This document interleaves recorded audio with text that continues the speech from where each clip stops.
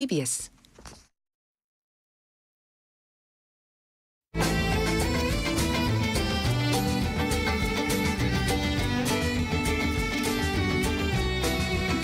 오늘을 함께하며 여러분의 내일을 응원합니다.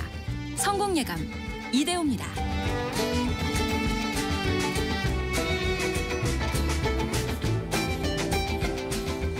성공예감 이대호입니다. 2부의 문을 열겠습니다. 10월 2일 목요일 오전 10시 5분 함께해 주셔서 감사합니다. 또 2부가 시작될 때 알려드리는 경제상식 퀴즈의 정답은 셔틀입니다. 셔틀 외교. 양국 정상이 각국을 오가면서 만나는 외교 방식을 뜻하죠. 우리나라와 일본의 정상이 앞으로도 이 셔틀 외교를 이어가자라고 또 약속하기도 했고요. 많이들 맞춰주셨습니다. 이보미 님이 공장 다닐 때 셔틀버스 많이 이용하셨다라고 하고요. 9657님 왕복하면서 하는 외교. 은어로는 학교 폭력에서 심부름으로 이 뜻을 사용하기도 하죠. 빵 셔틀이라는 은어가 있죠. 김태우 님이 미국의 빵 셔틀이 안 되길 바랍니다. 이렇게 외교적으로도 힘이 있어야 되는데요. 그리고 엄경숙 님이 콩으로 보내도 당첨이 되나요? 문자로 보내야 하는 것 같아서요라고 문의 주셨는데요. 아닙니다. 콩으로 정답 올려주셔도 저희가 다 보고 있습니다. 함께해 주셔서 감사합니다. 0010님 정답은 셔틀. 제 별명은 터틀이에요. 어떻게 생기셨는지는 상상하진 않겠습니다. 그냥 별명이니까. 그리고 아까 0286님이 주식 투자가 매력은 있는데 하면 할수록 어렵네요. 하지만 손실은 안 보고 있습니다. 라고 말씀해 주셨는데 오늘 주식시장이 엄청납니다. 사상 처음으로 코스피가 3,500선을 돌파를 했고요. 거기다 오름폭을 더 키우고 있습니다. 81.8포인트, 2.4%나 급등한 3,538.5까지 올라가고 있고요. 이 가운데 보면은 시가총액 2위 종목인 하이닉스가 지금 11%나 폭등하고 있습니다. 밤사이에 미국의 마이크론이 8% 급등을 했는데 AI 투자로 인한 반도체 수요가 계속해서 급증할 수밖에 없다 이런 전망에 하이닉스가 처음으로 40만 원을 넘어섰습니다. 11% 급등한 해서 시가총액도 290조 원을 넘어섰고요. 삼성전자도 4% 이상 급등한 8만 9천 원대 거의 9만 원을 목전에 두고 있습니다. 삼성전자 시가총액은 530조 원을 넘어섰고요. 이렇게 되면서 삼성전자 지분을 갖고 있는 삼성물산이 5.5% 급등, 하이닉스의 지분 많이 갖고 있는 SK스퀘어도 14%나 급등하고 있습니다. 또 이렇게 반도체주가 많이 오르다 보니까 다른 종목들 예를 들어서 조선방사는 좀 쉬어가는 흐름들, 또 코스닥도 전반적으로 수급에 영향 안 받을 수가 없죠. 지금 코스닥 지수는 0.7% 정도밖에 오르지 못하는 그런 흐름도 나타나고 있습니다. 원달러 환율은 1,403원대가 이어지고 있습니다. 긴 연휴 앞두고 어찌됐든 간에 증시는 좀 힘을 내고 있습니다. 추석 연휴 앞두고 좀 들뜨신 분들도 많으실 테고, 그런데 우리 주변에 가족의 병 간호하느라 이 추석 연휴를 온전히 다 쉬지 못하시는 분들도 많습니다. 내가 만드는 복지국가에 따르면요, 한 사람에 대한 간병비가 한 달에 330만 원에서 최대 450만 원에 이른다라는 분석도 있던데요. 초고령 사회에 진입하고 있고 이게 간병비 문제가 더 이상 남의 이야기만은 아닙니다. 우리도 미리미리 또 챙겨놔야 하는데요. 한번 배워보시죠. 숙명여대 실버비즈니스학과 이한세 초빙 교수와 함께합니다. 안녕하세요. 네, 안녕하세요. 오랜만에 다시 뵙습니다. 네. 그 시민단체 이야기로는 최대 450만 원까지 든다. 네. 이 간병비. 네. 근데 정부는 평균 200에서 267만 원 든다. 네. 이건 어떤 기준에서 이렇게 차이가 나는 걸까요? 일단은 두 기준이 좀 틀리고요. 아까 이제 시민단체에서 말씀하신 건 최대라고 그랬잖아요. 네. 그러니까 최고로 450만 원까지 들 수 있다는 얘기지 평균 450은 아니고 정부는 그게 평균치거든요. 네. 그러니까 100만 원 드는 분도 있고 500만 원 드는 분도 있고 그걸 전부 조사해 봤더니 평균 한 200에서 270만 원 정도 들더라. 그렇게 이제 보시면 되고요. 일단 간병비는 어떻게 책정되는지 왜 비싼지를 좀 살펴볼 필요가 있어요. 간병이라는 것은 결국은 누군가 가서 내가 간병이 필요할 때 사람을 고용하는 거잖아요. 그런데 그게 내가 한 달 고용할게요, 2달 고용할게요 이렇게 할 수는 없어요. 왜냐하면 일주일 동안 있을 수도 있고 또 뭐 열흘 있다 있을 수도 있고 뭐 2달 있을 수도 있으니까 일일 계산을 합니다. 마치 건설 현장에 일용직 뭐 노동하시는 분들이 가서 뭐 일당 받듯이 마찬가지로 간병인도 외부에서 와서 일당을 받거든요. 네. 그 평균적으로 얼마다라고 법으로 정해져 있지는 않은데 보통 한 13만 원 정도 받아요. 하루에. 대신에 그분들 24시간 근무하니까 또 이해가 되기도 해요. 8시간 근무하고 돌아가시는 게 아니고 24시간 내내 있으니까 13만 원. 그럼 13만 원을 30일 내내 한 달 내내 간병 받는다. 네. 그럼 390만 원이 되겠죠. 그런데 보통 이제 그분들이 2주에 하루 정도 휴가를 가요. 아, 간병인도 휴가 네. 필요한. 그러면 이제 보호자가 쓸 수도 있고 아니면 다른 간병인을 하루 대체할 수도 있고 그럼 또 그것도 간병비가 들잖아요. 네. 그럼 이제 하루에 한 14만 원 잡으면 2주에 하루니까 그게 한 10,000원꼴 정도 됩니다. 하루에. 그러니까 이제 13만 원 평균에서 14만 원 올라가죠. 네. 그다음에 이제 간병인 분들도 식사를 하셔야 되잖아요. 그러면 이제 보호자한테 병원 밥 좀 시켜주세요 이렇게 이야기를 하거든요.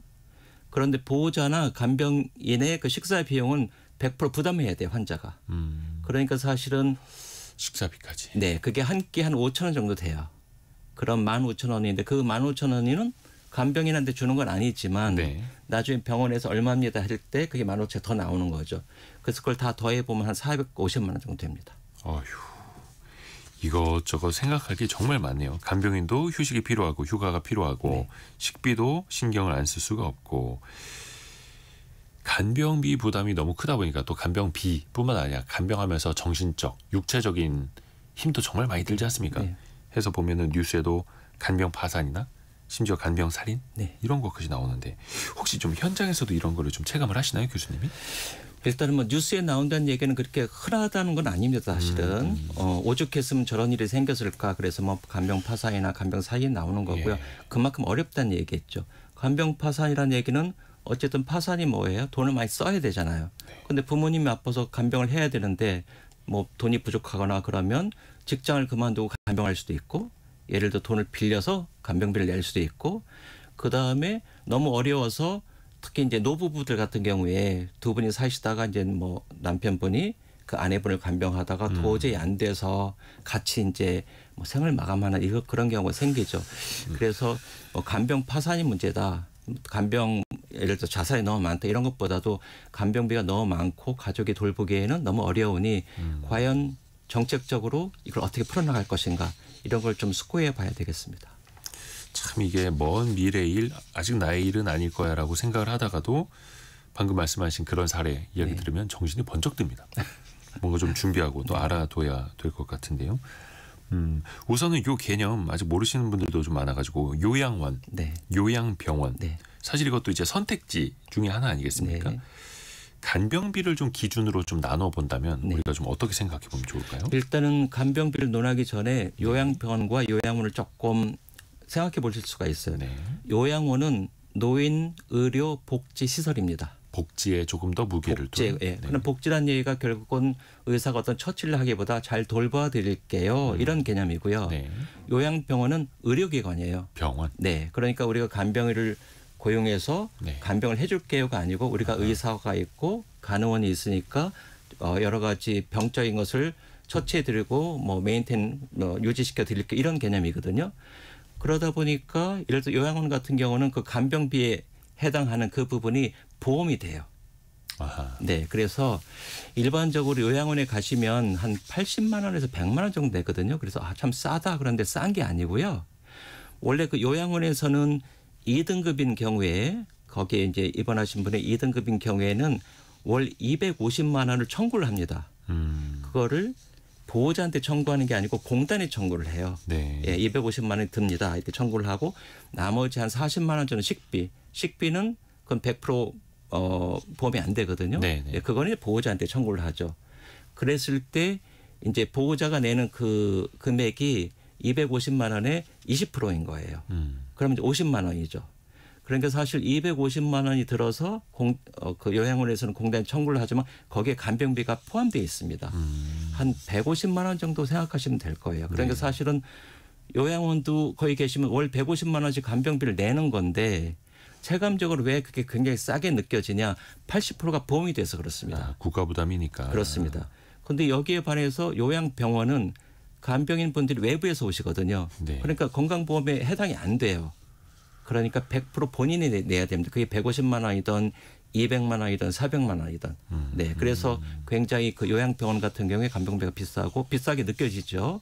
그리고 요양원도 간병비를 당연히 내고 있음에도 불구하고 80%를 보험에 의해서 보조를 받다 보니 아 간병비가 얼마 안 비싸네 이렇게 느끼시는 겁니다. 그러니까 필요한 비용은 사실은 마찬가지인데 요양원에서는 80% 가까이 국가 부담으로 보험을 이제 받을 네. 수 있고 그게 장기 요양보험? 그렇습니다. 이렇게 보면 됩니다. 네. 그러면은 그 보험 혜택을 받으려 요양원에 들어가려면 네. 장기 요양보험을 받을 수 있는 등급. 그렇죠. 등급이 필수인가요? 등급을 필수로 받아야 해요. 필수로 받아야죠. 예. 예를 들어서 등급이 보험이 사실 자동차 보험이다, 상해 보험이다. 그런데 예를 들어서 자동차 사고 났어요. 그런데 그런 사고 안 나고 상해 보험 주세요. 그럼 안 되잖아요. 아하. 보험이라는 게 그런 거잖아요. 그러니까 이것도 마찬가지로 아 요양이 필요하시구나라는 걸 인정을 받아야 됩니다. 그럼 우리 부모님이 요양이 필요하니까 등급을 주세요라고 신청을 하면 나와서 심사원들이 나와서 이제 심사를 해요. 그래서 1, 2, 3, 4, 5등급까지 등급을 주고 그 등급별로 월 받을 수 있는 혜택이 조금 다릅니다. 네. 근데 만약에 내가 등급이 없다. 근데 나 요양원에 가야 되겠다. 가실 수는 있어요. 대신에 보험 혜택이 안 됩니다. 100% 본인 내야 됩니다. 그러니까 사실 받아야 된다. 이 말이 맞죠. 요양원에 가는 건 사실은 뭐 돈 있으면 갈 수는 있는 거고. 그렇죠? 네. 근데 장기 요양보험으로 등급을 받아서 내가 보험료 80%까지 혜택을 보려면 이거는 그럼 1, 2등급까지만 받을 수 있는 거예요? 아, 그게 이렇게 되어 있습니다. 1, 2, 3, 4, 5등급인데 네. 그게 1등급이 가장 위중한 거고요. 네네. 2등급은 그 다음. 5등급은 가장 밑인데 네. 정부 입장에서는 이 등급을 받았다고 해서 모두 요양원에 가셔라 이거보다는 웬만하면 중증이 아니면 집에서 있기를 원합니다. 네, 그래야 사실 비용이 좀 절감되거든요. 네. 조금 불편하다고 너도 나도 다 요양원에 몰려가면 그만큼 돈도 많이 들고 불필요하잖아요. 그래서 1등급과 2등급은 중증이니 요양원에 가셔도 됩니다. 이렇게 허가를 해줘요. 네. 그럼 3, 4, 5등급은 못 가는 걸까요? 그런데 3등급과 4등급 중에서도 집에서 도저히 혼자서 안 되는 분들 계세요. 그래서 3, 4, 5등급이 나오면 다시 재신청을 해서 3, 4, 5등급 그 등급은 유지하지만 요양원에 갈 수 있도록 재가 등급에서 시설 등급으로 변경해 주세요. 이렇게 하면 변경해 줍니다. 그래서 그분들도 갈 수가 있죠. 아하. 그리고 또 요양원하고 요양보험 아까 그 간병비 차이 많이 난다라고 말씀을 드렸는데 핵심은 보험 여부에 있는 거고요. 그렇습니다. 그러면 간병비 체계도 이거는 의도적으로 이렇게 나눠놨다라는 거잖아요. 그렇게 볼 수 있죠. 네. 하나는 복지기관이고 하나는 의료기관이니까 뭐 나눠놨다기보다 당연히 복지기관은 우리 간병비를 해줄게요라는 이런 의미고요. 의료는 의료 쪽에 집중되어 있습니다. 그렇죠. 많은 분들이 본인의 그 사례도 보내주고 계시는데요. 방주영님이 2년 전에 몸이 많이 아파서 석 달 동안 24시간 간병인을 썼는데 딱 1,000만 원이 현금으로 나가더군요. 3개월 1,000만 원이 많은 거 아닙니다. 네. 이게 참 엄청난 금액이기는 한데 그렇죠. 정은영님은 시부모님 병원과 집에서 간병하고 있는데 간병인 비용으로만 월 1,000만 원 지급하고 있어요.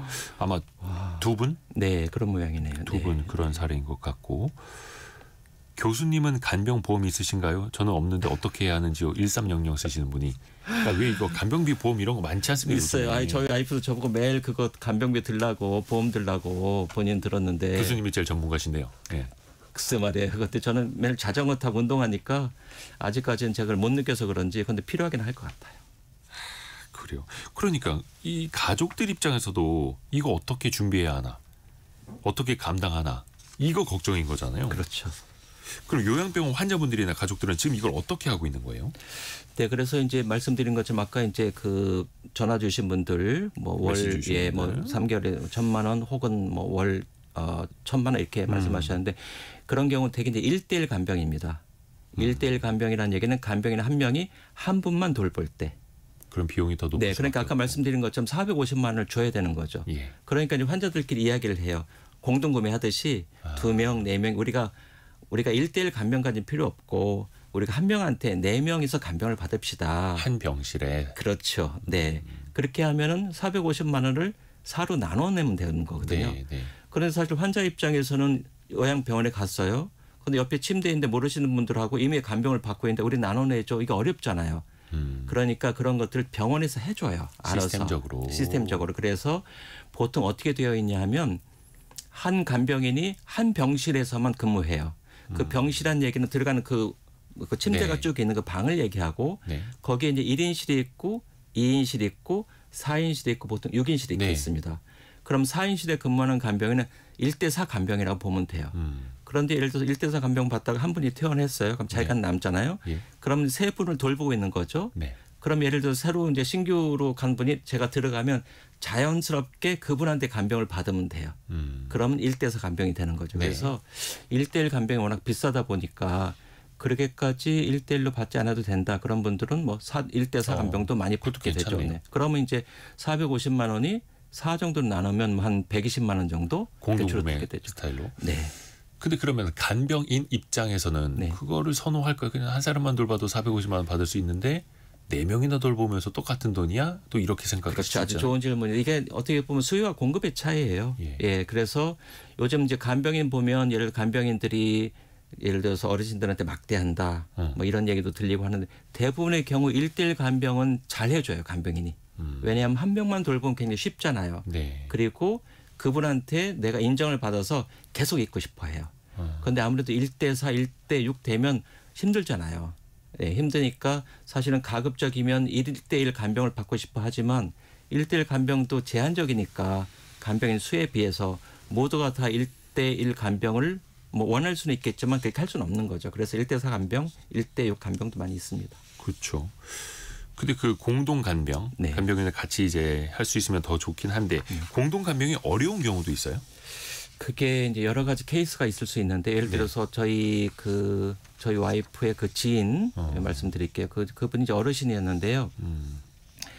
이분은 이제 이런 요양원 같은 데 갔다가 또는 요양병원에 갔다가 자꾸 3일도 안 돼서 집으로 쫓겨나는 거예요. 쫓겨나요? 쫓겨나요. 네. 이분 치매시거든요. 치매인데 조금 점잖은 치매가 아니고 밤새 잠을 안 자세요. 안 자고 계속 말하고 따라다니면서 이야기하고 그러니까 이제 일부 요양원이나 요양병원 입장에서는 너무 힘든 거예요. 힘드니까 저희는 도저히 안 되겠어요. 좀 모셔가세요. 다른 환자분한테도 피해가 되니. 네. 그래서 이제 그래서 저한테 어떡하죠, 교수님? 그래서 제가 이제 논산에 잘 아는 제가 이제 그 요양병원에 소개를 시켜드렸는데 거기서는 잘 계셨어요. 근데 거기서도 1인실을 계실 수밖에 없는 이유가 이분이 밤새 잠을 안 자고 계속 이렇게 약간 일을 가는 듯한 그런 소리. 그러니까 옆에 3명이 같이 있으면 그분들이 힘들죠. 예, 힘들어요. 그러니까 이제 병원 입장에서는 일단 1인 간병은 다른 얘기고 1인실에 좀 계셔야겠다. 우리 그럴 수밖에 없습니다. 이렇게 얘기하고 그리고 만약에 여유가 있으시면 1인 간병 받으시면 더 좋고요. 그래서 이제 제 지인은 여유가 좀 있어서 그 아버님을 그 1인 간병에 1인실에 1인 간병을 받았고요. 그래서 제가 이제 나중에 그 원장님한테 여쭤봐서 아니 원장님 다른 데서는 갔다 쫓겨나왔는데 여기는 어떻게 이렇게 잘 있었어요? 그러니까 그분 하시는 말씀이 한 달 동안 자기 직원들도 많이 맞았대요. 예. 여기 왜 가두냐. 그래서 그거를 계속 지속적으로 안정화시켜서 거기서 아주 잘 계신 케이스가 있었습니다. 그러니까 뭐 그런 케이스 같은 경우는 좀 여유가 있다면 뭐 예, 1인실에 계시는 것이 좋겠습니다. 뭐 솔직히 돈 많으면 네. 좋은 시설에서 네. 1대1이 아니라 뭐 간병이 뭐 10분이라도 붙여드릴 수 있겠습니다만 그게 현실이 또 어려우니까. 그렇죠. 근데 어쩔 수 없이 어르신의 상황이 너무 안 좋아서 1대1 간병을 받아야 한다. 네. 그럼 당연히 이제 경제적 비용이 너무 큰데 네. 이거는 어떻게 감당할 수 있을까요? 어떤 좀 도움받을 수 있는 방법이 있을까요? 일단은 이제 우리 이대호님께서 상황을 얘기했는데 네. 건강이 굉장히 안 좋다. 별로 치매도 없고 근데 계속 누워 계시다. 그런 경우에는 사실 1대1 간병이 필요치는 않아요. 왜냐하면 그분 같은 경우는 식사 수발하고 기저귀 가로드리고 시간만 맞춰두면 목욕하고 하면 되니까 늘 겹쳐서 하루 종일 지켜볼 필요가 있는 건 아니거든요. 오히려 치매 환자 중에 자꾸 돌아다니고 어디로 갈지 모르고 뭐 돌발 행동이 할 수 있고 있으면. 이런 분들이 오히려 더 필요하고요. 자, 그래서 만약에 그런 경우에 그 비용이 많이 들잖아요. 그러면 일단은 요양원을 다시 한번 생각해 볼 수도 있어요. 많은 분들이 사실 요양원에 계셔도 되는데 요양병원에 계시는 분들도 굉장히 많아요. 그러니까 정부 보고에 따르면 요양원에 계시는 분들의 50% 이상이 사실 요양원에 계셔도 되는데 요양병원에 계시다. 이런 통계가 있거든요. 뭔가 좀 병원이니까 좀 더 안심이 돼서 그럴까요? 그런 것도 있죠. 심리적으로 그런 것이 있는데 그래서 만약에 아까처럼 1인실을 써야 되는데 1인실도 너무 비싸고 특히 요양병원은 1인실이 비쌉니다. 한 네. 300만 원 정도 하고요. 네. 요양원도 1인실이 있어요. 그런데 요양원은 비슷한 크기인데도 한 100만 원 정도 해요. 일단 싸요. 요양원이. 싸고 그다음에 예를 들어 1인 간병 받으면 간병비만 450만 원이잖아요. 네. 그리고 그게 이제 뭐라고 할까요? 외부에서 오신 분이니까 조금 컨트롤이 안 될 수 있어요. 관리가. 근데 요양원은 요양보호사가 하거든요. 네. 요양보호사는 요양원의 직원들입니다. 정직원. 네, 그러니까 어떻게 하시는지 다 관리가 좀 되니까 그런 경우에는 요양원을 한번 생각해 볼 수도 있고 그런데 그래도 지금 의료적으로 조금 병원에서 어떤 여러 가지 처치가 필요한데요. 이런 분들 계시거든요. 네. 그런 분들은 그래서 요양원 가기 어려울 것 같아요. 그런데 요양원 중에 전문 요양실이 있는 요양원들이 있습니다. 그러니까 전문 요양실에는 간호원들이 있어서 거기에는 일반 요양원에서 못하는 뭐 수액을 놓는다든지 뭐 콧줄을 낀다든지 이런 기본적인 것을 할 수 있도록 허가가 된 곳이거든요. 그런 것을 알아보시는 것도 좋습니다. 그러니까 조금 이제 헷갈려서 그런데 간호원이 아니고 간호사. 예. 네, 용어는 죄송합니다. 네, 간호사. 옛날 네. 말이라 하더라고요. 네. 네.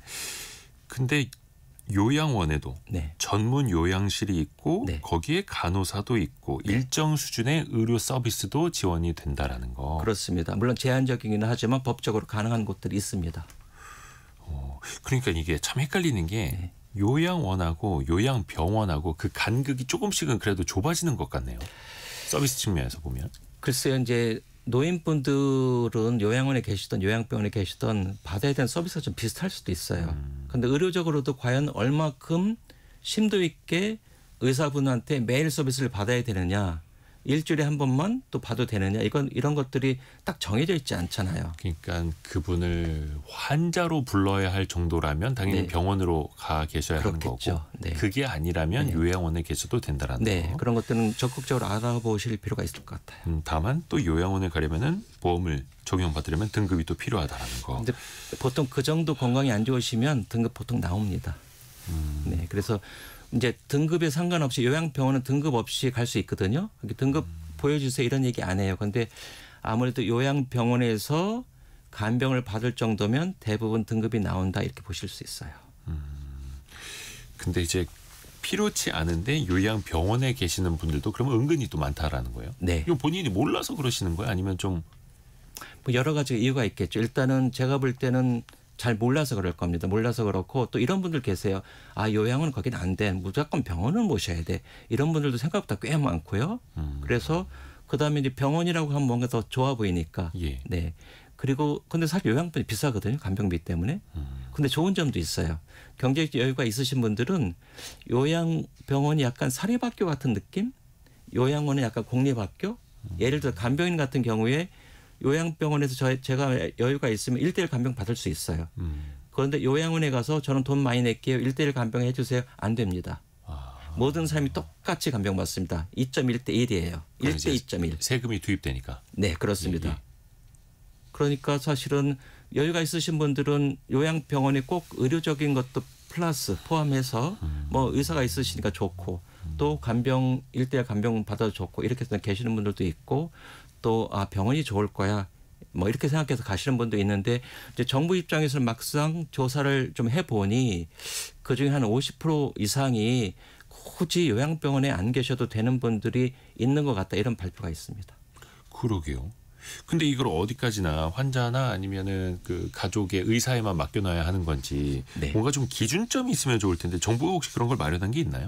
그렇죠. 그래서 정부 입장에서는 이제 정부 입장에 사실 여러 가지 의견들이 있습니다. 요양병원 입장도 틀리고 뭐 일반인들도 전문가도 다 틀린데 정부 입장에서는 일단은 요양병원 병상수가 지금 너무 많다. 네. 왜냐하면 요양병원에 꼭 계셔야 되는 분들이 한 8만 명, 10만 명이면 되는데 지금 한 24만 명 정도 계시거든요.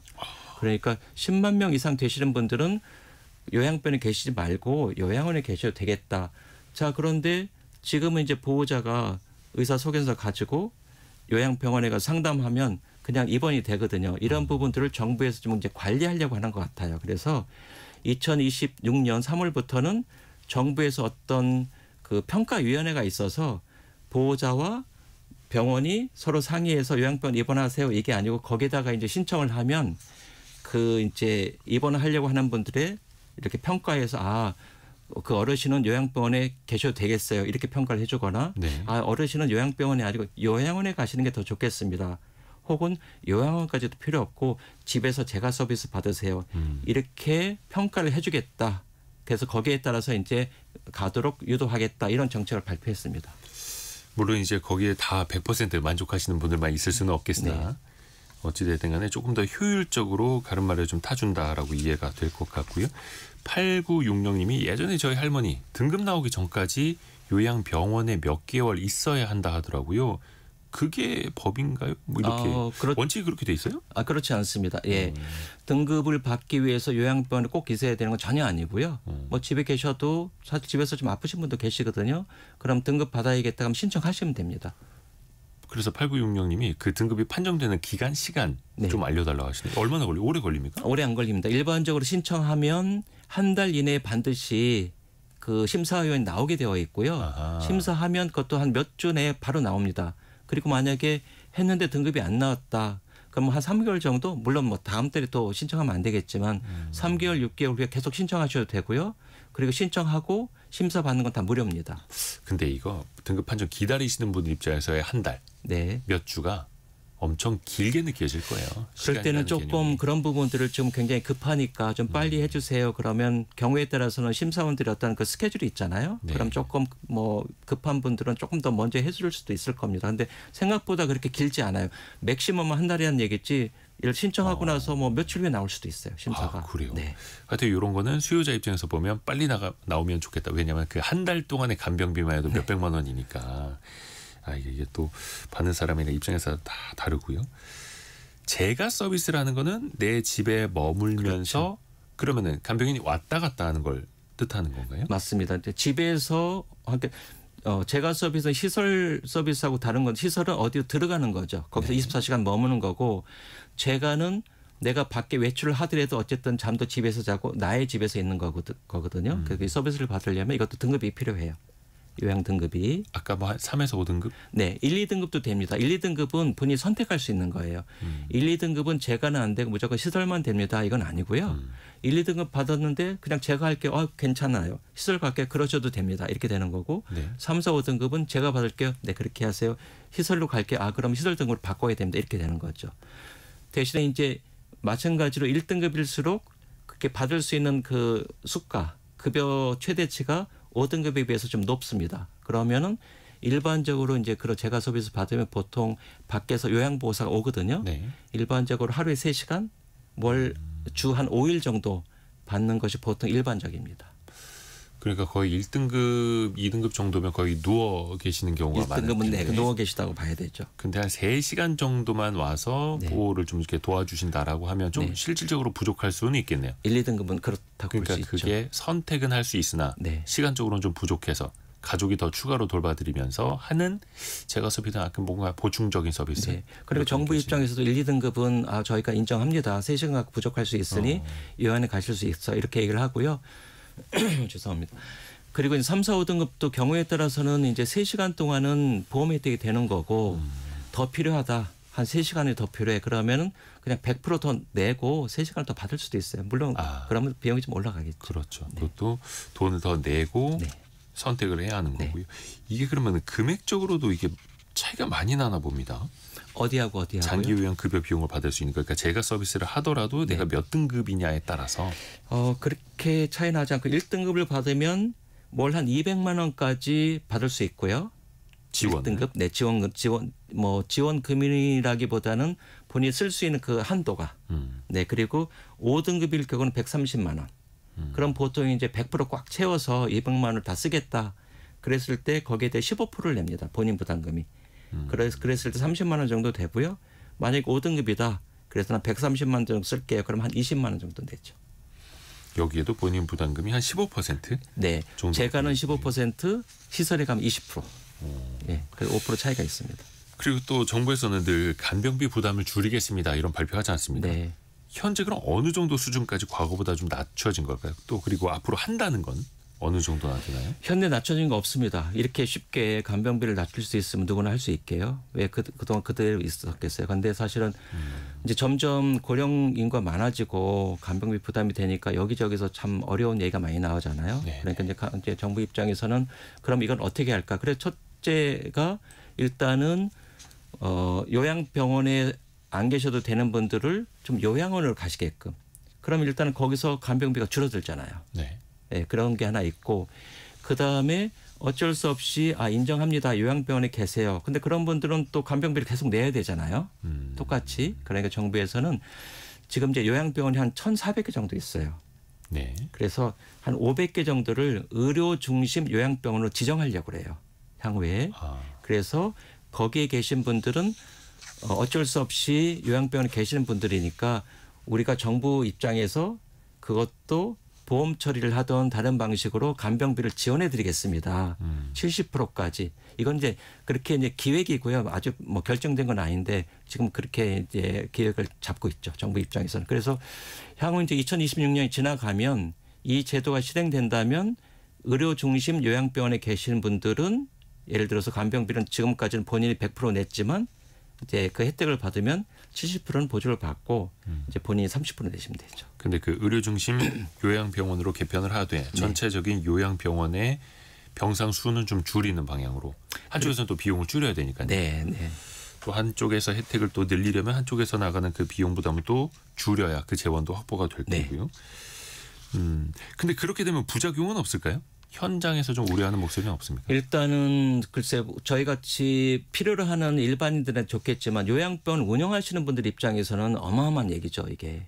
예를 들어 1,400개 중에 500개를 의료 중심 요양병 지정하면 네. 그리고 거기는 예를 들어서 간병비도 보조해 주고 다른 것들도 있어요. 뭐 수가도 올려주고 네. 그러면 나머지가 1,400개에서 500개 병 900개잖아요. 네. 900개 요양병원으로는 안 갈 거란 말입니다. 사람들이. 그럼 사실 존폐가 굉장히 어렵죠. 과연 운영이 될 수 있을까? 근데 거기 계신 분들은 아니 그럼 우리를 어떻게 하라는 거냐 이렇게 얘기가 나올 수 있겠죠. 그러니까 의료 중심 요양병원에 선정되지 못하는 요양병원 네, 입장에서요? 네. 뭐 그게 이제 하나가 있을 수 있고요. 두 번째는 이제 저희가 수요자 입장에서는 어떤 분들은 그렇게 심각하지는 않지만 조금 좋은 요양병원에서 나 1인 간병 쓰고 1인실 있고 싶어요. 그래서 여유가 좀 있으신 분들이 가서 신청을 했더니 판정위원회에서 안 됩니다. 어르신은 요양원으로 가셔야 돼요. 그럼 아니 제가요? 그럼 요양원은 프리미엄 요양원이 거의 없거든요. 네. 1:1 간병도 없고. 그러면 본인이 돈도 있고 사실 이게 민주주의 체제에서 제가 좋은 병원에 좋은 호텔에 가고 싶으면 사실 자기 돈 내고 갈 수 있는데 좋은 뭐 요양병원이 일반 병원하고 차이는 좀 있지만 좋은 요양병원에 가서 좋은 시설에서 좋은 간병 받고 싶은데 안 됩니다. 요양원으로 가세요. 그러면 다른 분들하고 똑같은 체계 한해서 그 간병을 받아야 되니까 그런 건 조금 문제가 있을 수도 있겠죠. 본인의 선택의 폭이 좁아진다라는 그럴 수 그런 있습니다. 네. 단점이 있을 수도 네. 있는 거고요. 아까 2962 있으시는 분이 요양원은 표현이 좀 그런데 네. 치료를 포기했다라는 인식이 있어서 그런 거 아닐까요라고. 그래서 뭔가 요양병원으로 보내드리면 효도하는 것 같고 요양원에 보내드리면 네. 뭔가 좀 더 부정적인 느낌이 그렇게 든다라는. 생각하실 수 있겠죠. 그런데 일단은 요양원에 가시는 분들이 대개 노인성 질환이거든요. 노인성 질환은 대부분 치료가 안 됩니다. 그렇죠. 뭐. 이렇게 빨리 나빠지는 걸 좀 천천히 나빠지게 하는 어떤 유지거든요. 예. 네. 그럼 물론 이제 의사와 간호사 있으면 좋은데 아까 말씀드렸듯이 거기에는 간병의 문제가 있어요. 그러니까 요양원에 가시면 간병을 해준 요양보호사가 정직원이에요. 그러니까 요양원에서 관리 감독이 가능합니다. 만약 잘못한다 그러면 이 요양보호사 왜 그래요? 그리고 뭐 문책을 할 수도 있고. 직원이니까. 직원이니까.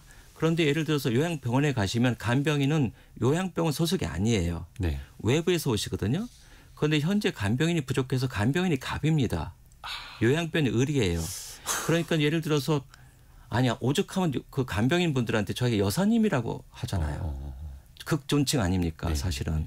뭐 가면은 부모님 잘해주세요 하고 돈도 좀 드리고 뭐 잘 보여야죠. 먹을 것도 사다 드리고 네. 그게 이제 수요 공급의 문제 때문에 그래요. 그러니까 예를 들어서 간병인이 좀 부족한 병원이 있는데 간호인이 지나가다 보니까 요 간병인 분이 조금 약간 험하게 이렇게 어르신을 해요. 그럴 때 뭔가 이야기를 해야 되잖아요. 네네네. 요양원 같은 경우는 당연히 뭐라고 그러죠. 아, 직원이니까. 네. 근데 지나가다가 그런 경우에는 뭐라고 하기가 좀 어려워요. 뭐라고 하면 그 간병인 분이 이 간호사 당신 일을 잘하세요? 네, 이렇게 얘기해요. 그리고 뭐 이런 거는 좀 그렇지만 잘못하면 그 간병인들 사이에 그 요양병원이 블랙리스트에 올릴 수도 있어.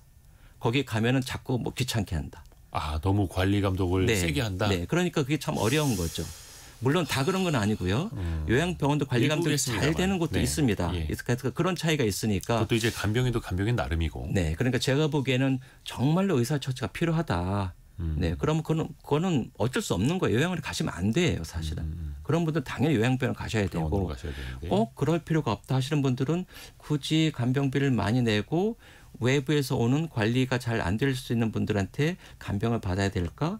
차라리 괜찮은 요양원에 가시는 것도 저는 괜찮다고 생각합니다. 그러니까 요양원에 대한 좀 부정적인 인식을 바꾸는 노력도 네. 좀 필요하겠네요. 네. 이게 참 앞에서도 말씀해 주셨는데 우리가 초고령 사회, 네. 그 어떤 나라보다 빠르게 초고령 사회로 가고 있기 때문에 이게 남일 같지도 않고 이게 어떻게 보면 우리 국가 공동으로 사실은 책임을 져야 하는 부분이긴 한데 문제는 돈입니다. 재정. 네. 간병비의 그 건강보험을 그 투입을 하는 것도 내년에 3,700억 원이에요. 네. 5년 동안 6조 5천억 원의 네. 비용. 이게 지속 가능할까요? 일단은 저희가 1년에 그 건강보험을 얼마 쓰신 줄 알아요? 100조 정도 씁니다. 예. 네, 그럼 아까 이제 5년 동안에 6조라고 하셨잖아요. 그럼 예. 뭐 평균 1조 정도 친다면 이렇게 간병비로도 지원하는 금액이 전체 건강보험의 1% 정도 되는 거죠.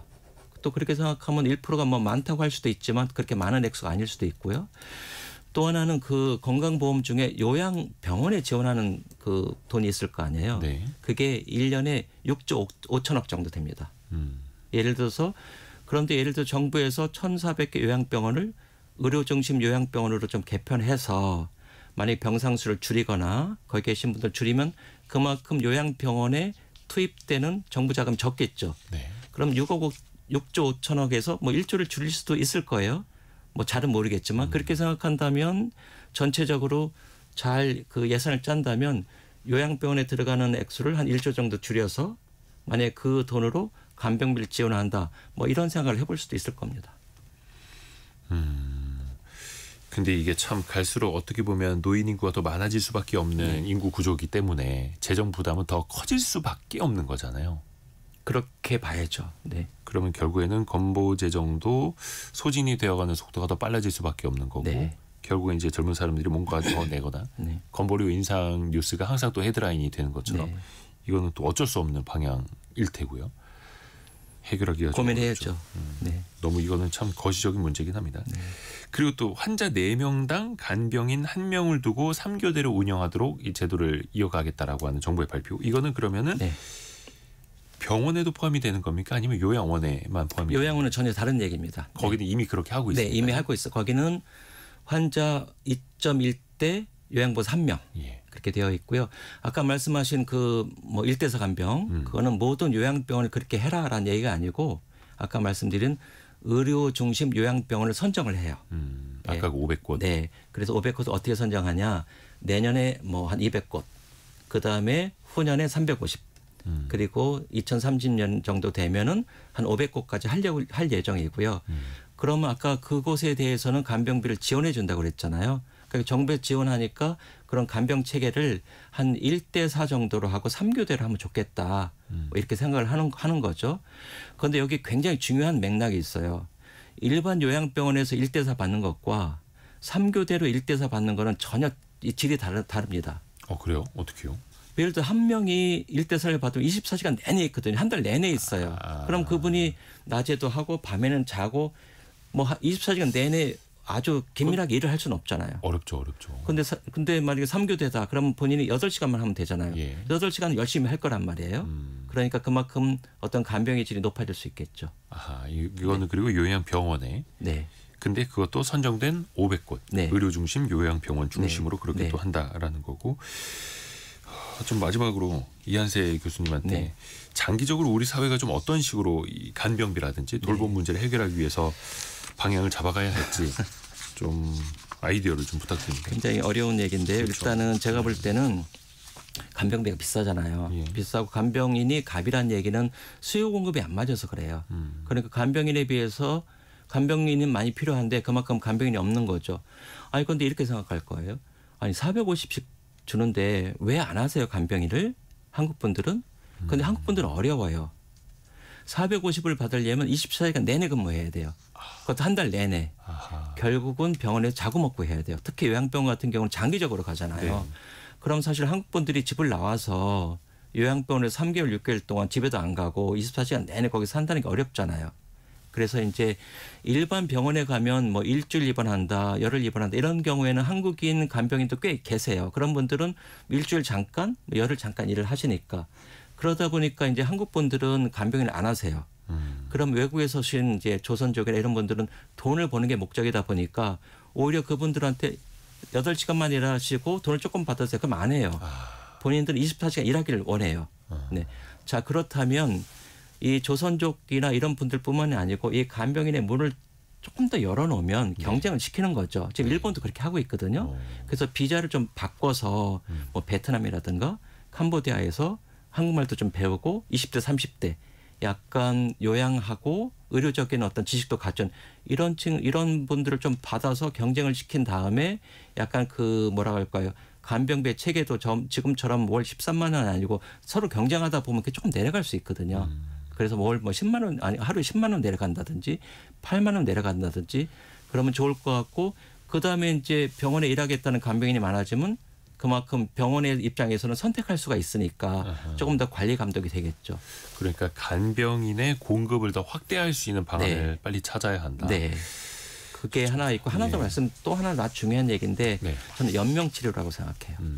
지금 많은 분들이 이제 요양병원에서 특히 요양원도 그렇지만 거의 의식 없이 계신 분들 많거든요. 그렇게 의식 없이 뭐 열흘이 아니고 경우에 따른 6개월, 1년도 가요. 근데 그분은 전혀 의식이 없는데 그냥 살려만 놓는 거거든요. 그런데 그 비용은 똑같이 들어요. 그래서 그런 부분들 연명 치료가 과연 어떠한 것인가 사회적으로 조금 논의를 해서 많은 분들이 과연 연명 치료를 받아야 될까? 왜냐하면 고통은 똑같이 느끼는데 그렇죠. 이야기는 못하니까 그 부분도 좀 많이 줄여줄 수 있다면 그만큼 뭐 건강보험 재정이 좀 좋아지지 않을까 생각합니다. KBS 콩 채팅창에서도 지금 존엄사에 대해서도 막 이야기하시는 분들이 좀 계시는데 이게 참 생각할 거리가 정말 많고 또 깊이 숙고해봐야 할 이슈이기도 하네요. 숙명여대 실버 비즈니스학과 이한세 초빙 교수 통해서 이야기 나눠봤습니다. 고맙습니다. 네, 감사합니다. 감사합니다. 라디오 정보센터 다녀옵니다.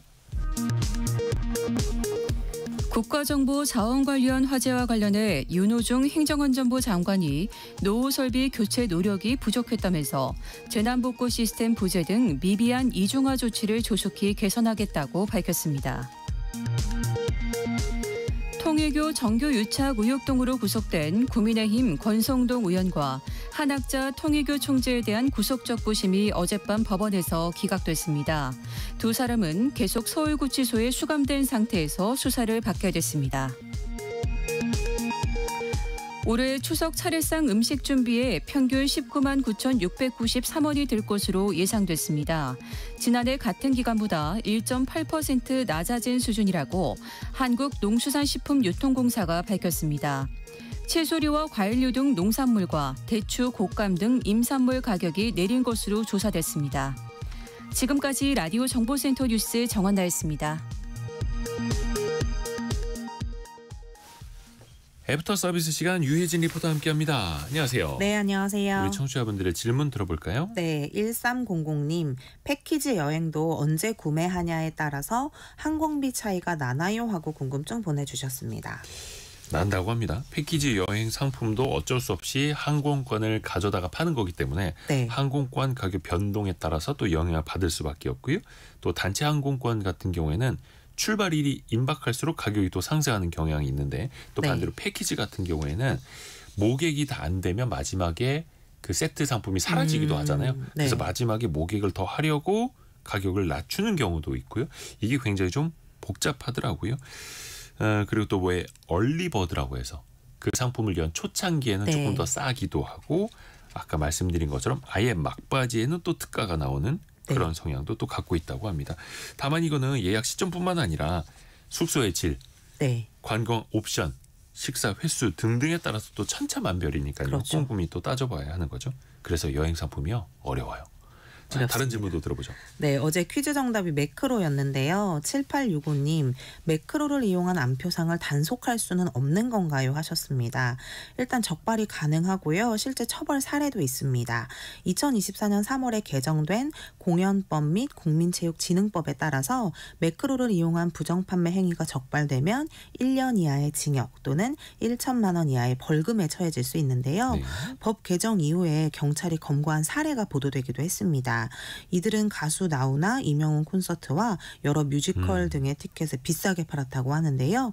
2024년 7월에 열린 한 배우의 팬미팅 입장권이 정가가 7만 7천 원이었는데 네. 235만 원에 거래되기도 했다고 합니다. 아이고야. 그래서 이걸 개선하기 위해서 경찰은 물론 티켓 예매처에서도 뭐 비정상적으로 많은 티켓을 구매하거나 반복적인 패턴을 보이는 접속 기록 등을 분석하고 있고요. 정부가 운영하는 암표 통합 신고 누리집도 있고 또 자동 입력 방지 문자 도입이나 NFT 등 신기술을 이용해서 이걸 막기도 합니다. 그렇죠. 해서 이거를 예매한 사람 실명으로만 네. 인증이 되어서 갈 수 있게끔 해서 요즘 보면 아이돌 콘서트장 들어갈 때 네. 신분증, 그렇죠. 최소 학생증 같은 거 아니면 그 등기부 등본 같은 거, 가족 네. 등록부 같은 거 이런 거 떼오라고 하는 데도 있더라고요. 네. 신분증 검사 철저히 한다고 합니다. 하나만 제공으로 짧게 들어볼까요? 네, 조용훈님과 엄경민님이요. 추석에 고속도로 통행료가 면제된다는데 언제부터인가요? 하셨습니다. 이게 중요하죠.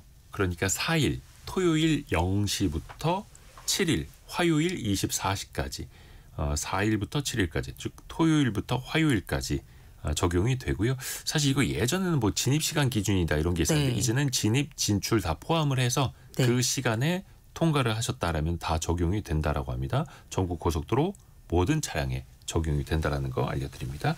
유혜진 리포터 고맙습니다. 감사합니다. 벌써 마무리할 시간이고요. 내일부터 연휴가 또 시작이 되죠. 건강한 연휴 잘 지내시길 바라겠습니다. 내일은 저희는 또 생방송으로 여러분 또 인사를 합니다. 내일 아침 9시 5분에 돌아올게요. 성공예감은 오늘도 여러분을 응원합니다.